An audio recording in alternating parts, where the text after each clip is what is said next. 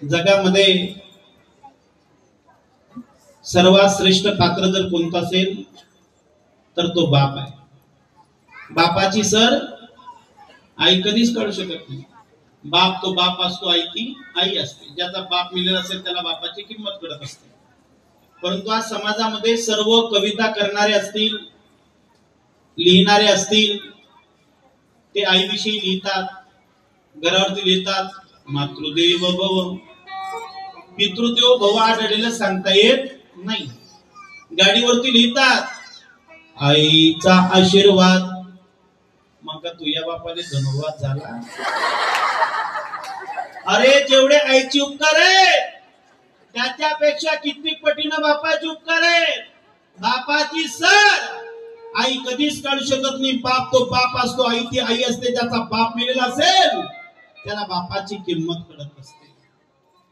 2 मिनिटात तुम्हाला पटवून देण्याचा प्रयत्न करतो. एक विचार करा, आपण जर आईला सांगितलं आई मला रुपये दे म्हटलं की पाकिटातून 1 रुपया काढून देणारे सगळ्याच लोकांना दिसते. आई मला रुपये दे म्हटलं की पाकिटातून 1 रुपया काढून देणारी आई सगळ्याच लोकांना दिसते.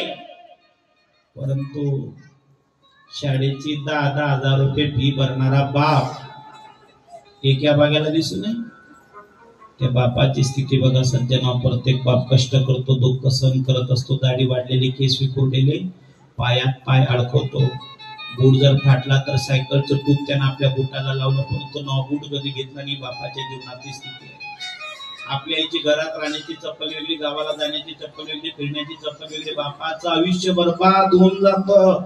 स्वतःची इच्छा हौस कधी पूर्ण करत नाही तो बाप असतो. म्हणून सज्जना, बाप काय असतो? ज्याचा बाप मिळेल असेल त्याला बापाची किंमत कळत असते. तुम्ही एक विचार करा, माझ्या मुलाला नोकरी लागली, गावात पेढे वाटणारे सगळ्याच लोकांना दिसते.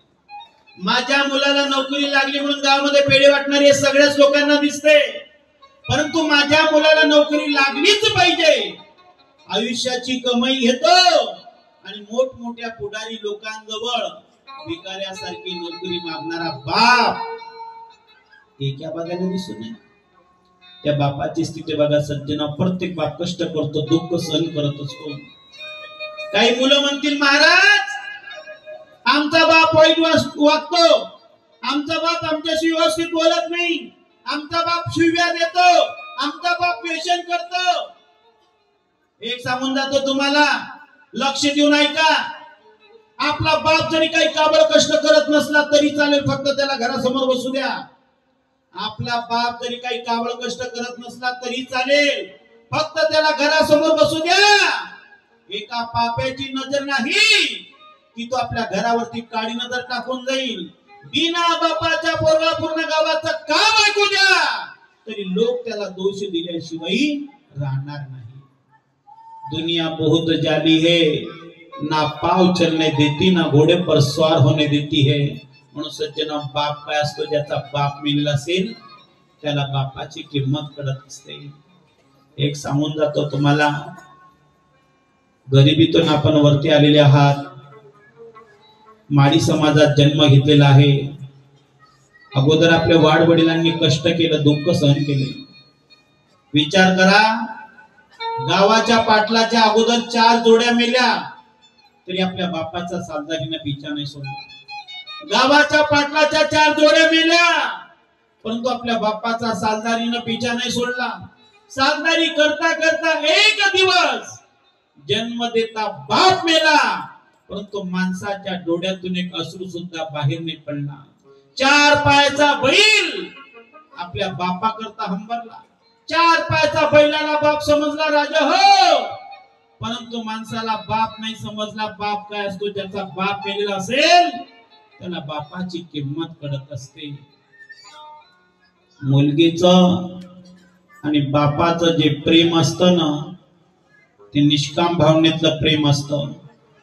म्हणून तुम्ही बघा, ज्या दिवशी आपल्या एकुलत्या एक बहिणीचं लग्न असतं, एकुलत्या एक मुलगीच्या लग्नामध्ये सकाळी 6:30 वाजता नवीन साडी नेसणारी आई सगळ्याच लोकांना दिसते.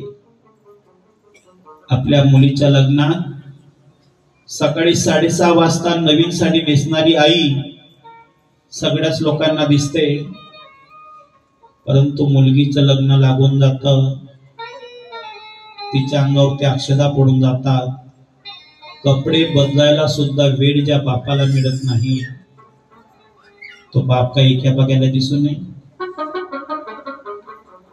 कोणतीही कन्या जर रडत असेल ती फक्त आपल्या बापाकरता रडत असते. किती कठोर बाप असला, जेव्हा मुलगी सासरी जाते तेव्हा त्या बापाच्या डोळ्यात अश्रू येत असतो. म्हणून तुम्ही बघा, मुलगीचं आणि बापाचं जे प्रेम आहे ते निष्काम भावनेतलं प्रेम आहे. ज्या दिवशी आपल्या एकुलत्या एक बहिणीचं लग्न असतं, लग्न झाल्यानंतर जेव्हा मुलगी सासरी जाते, आई गड्यात गडा टाकून रडत असते. आई सांगते, जा बेटा, दिल्या घरी सुखी राहा. परंतु ती मुलगी आपल्या आईला एकच सांगते, आई तू माझी काळजी करू नको, माझ्या बाबांच्या तब्येतीची काळजी घे. आई, माझ्या वडिलांना कितीतरी वेळेस तू दुःख देण्याचा प्रयत्न केला, वाईट बोलण्याचा प्रयत्न केला, परंतु सर्व दुःख सहन केलं. माझ्या वडिलांनी ते फक्त माझ्या करता.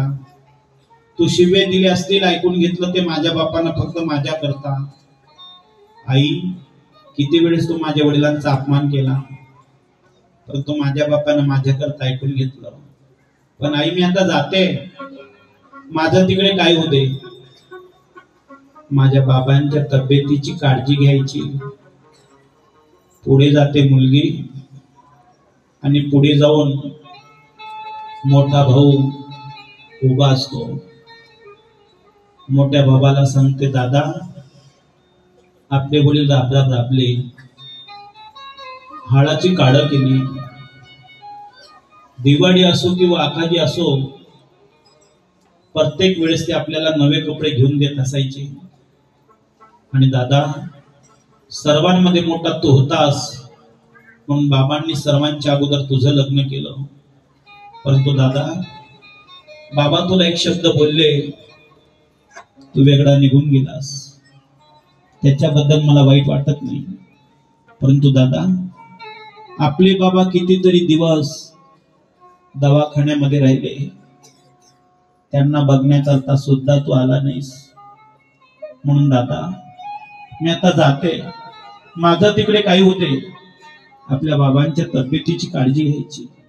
कोणताही बाप मुलगी समोरून जाऊन रडू शकत नाही.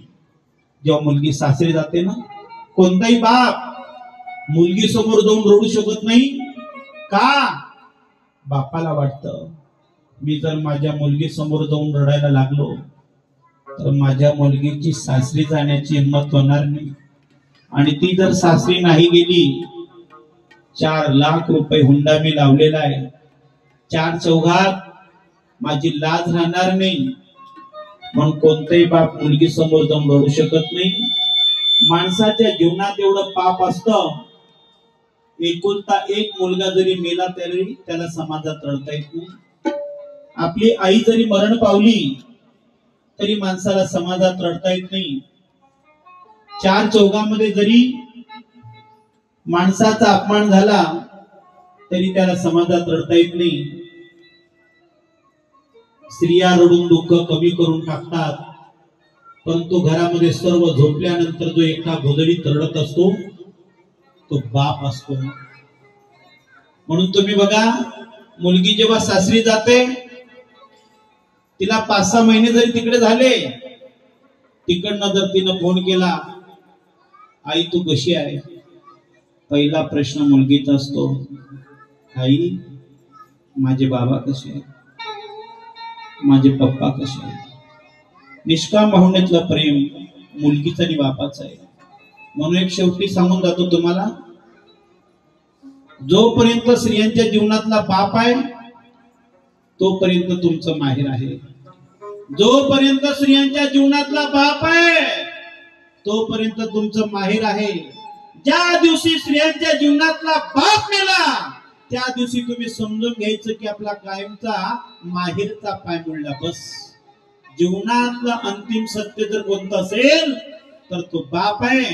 बापाची सर आई कधीच काढू शकत नाही. बाप तो बाप असतो, आई ती आई असते. ज्याचा बाप मिळेल असेल त्याला बापाची किंमत कळत असते.